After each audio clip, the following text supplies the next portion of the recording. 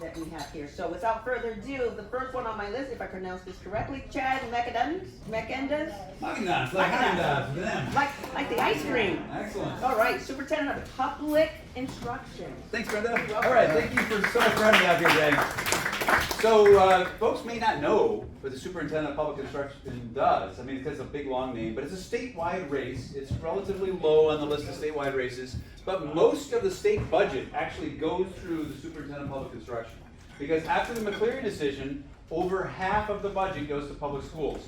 And that person holds the reins on all that budget as it goes to the individual districts. Superintendent of Public Instruction also sets the policy. It's a policy job. So the policy for the school districts, but also legislation that comes from the agency that affects schools typically goes to the legislature and it gets bipartisan support, moves through. So it's a policy job. It's not actually running a district like a superintendent normally would. And that's one thing that I've got quite a bit of experience doing. In fact, we've got a good set of candidates, of conservative candidates, looking for this particular position because, well, let's be honest, he's pretty vulnerable, right? When the Seattle Times comes out and says that he's a cheerleader for mediocrity, and he's the guy high-fiving kids in the slow lane while assuring everyone that everything's okay. Yeah, the Seattle Times is basically out for his job now too. So we actually have people running from the conservative side who are past legislators, school board presidents, teachers. All of us are veterans, and I actually check every single one of those boxes. Okay. So I was president of the ISCO School Board, 15th largest district, before I went to the legislature. I was ranking member of the House Education Committee, which means the top Republican in charge of the policy, while we were working on the McCleary decision. So if you're not familiar with McCleary, that's when we doubled state funding over 8 years.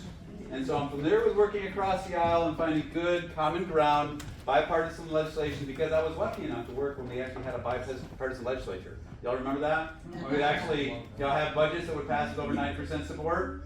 So those were the days. But when I became a teacher for the last 5 years, I went to get my master's in higher ed and found, wow, I mean, they are just pushing the DEI rhetoric big time in higher ed. And then when I got into the teaching job, and I teach at the Bellevue School District, pretty wealthy district. You'd think that we'd be immune from a lot of the challenges that public schools are seeing. Oh no, it's there in spades. And when these policies started coming through my classroom, affecting my kids, and it wasn't just COVID either, it was coming before COVID. Like we would have training, and I would have to preface everything I said with, as a white man. Is it like that defines me? Yeah. That's the lesson we want to teach our kids, that defines you? I don't think so. But when COVID hit, that's when it really became obvious that there's some policies coming down to districts that was just evil. So we had the A's for all policy. Do you remember that? So Seattle decided that during COVID all kids would get A's. Well, the kids realized that very quickly and they just completely disengaged. Okay. We have these equitable grading standards. The equitable grading standards mean that you have no late penalties, unlimited retakes. There's no deadlines anymore. And so we're teaching kids that, and then sending them out into the workforce, and then we're setting them up for failure because small businesses are hiring these kids. They're not showing up for work because they've always been forgiven for that sort of thing in schools. So these 21st century work skills, they're out the window.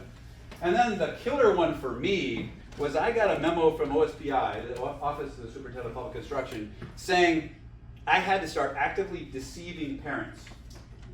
Yeah, that how I address a kid in my classroom, their names and their pronouns, I couldn't use that same information when I was talking to parents. I had to keep that secret. Now I get it, kids have secrets from their parents, but we shouldn't be complicit in that in our schools. I see our position as a partnership with parents. I have 150 kids coming through my classroom every day. I can't possibly know them as well as their parents do. And this presumption of guilt, we have a due process. We're actually a mandatory reporter. If I see neglect or abuse, I have to report it to the Child Protective Services, and we deal with it. But this assumption that it would be, quote, dangerous, that was actually in the policy. It was going to be dangerous for us to tell that to parents. It's just wrong. And that's really what decided for me that I had to get involved with it.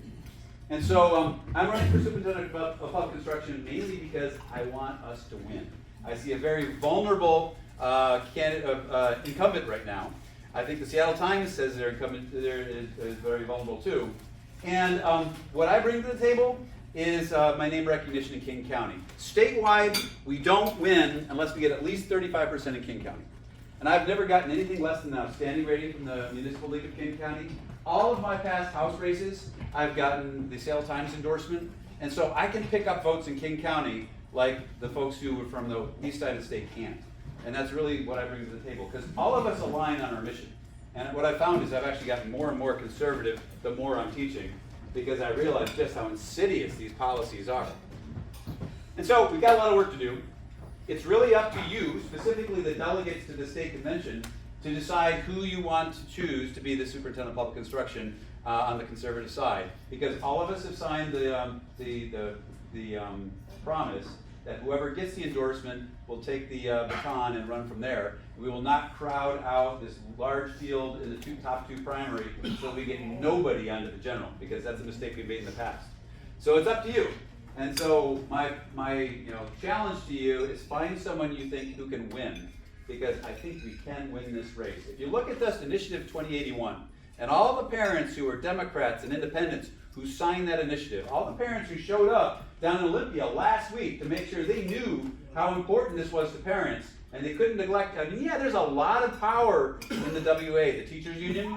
They have a ton of lobbyists, a ton of money, but there are a lot more parents, right? And they were fired up. So this is an opportunity we can't miss, and so I want to make sure that we put our best candidate forward. Now, I've taken the pledge. Whoever gets the nomination, I will help them on this side of because all the other people are either on the Olympic Peninsula or they're on the east side of the state. We will work together to make sure we put our best foot forward.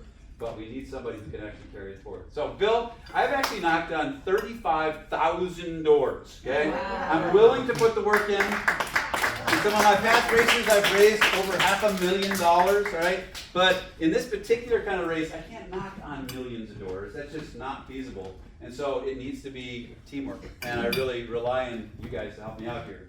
And so if you can find one of these envelopes on your table, I would appreciate your financial support. If you can help me knock on doors as you're doing your canvassing campaigns during the primary season and later on during the general for Get Out the Vote, I would appreciate your support there too. We'll have yard signs, we'll have all the usual amenities, but really we can only win statewide as a team because there's only so much I can do as an individual. But thank you so much for having me here today. I'd appreciate your support going forward. If you have any questions, my email is just chad@magendanz.com, and my website is just www.voteforchad.com. And so there's a ton of information about me there if you want more background. But thanks for the time for me coming here today, and I really appreciate you inviting me today. Thank you.